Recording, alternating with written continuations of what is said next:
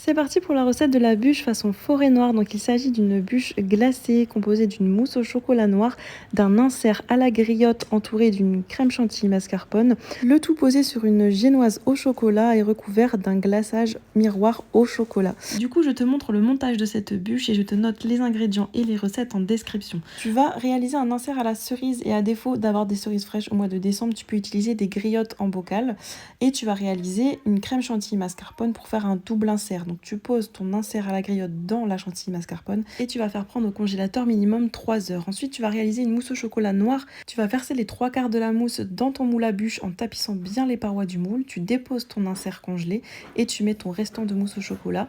Enfin, tu déposes ta génoise et tu vas placer ta bûche toute une nuit au congélateur. Le lendemain, prépare un glaçage miroir et dès qu'il est à bonne température, tu sors ta bûche du congélateur, tu la démoules sur une grille et tu coules aussitôt ton glaçage sur ta bûche congelée. Si tu n'es pas à l'aise avec les glaçages miroirs, tu peux très bien faire un glaçage ordinaire avec du chocolat fondu.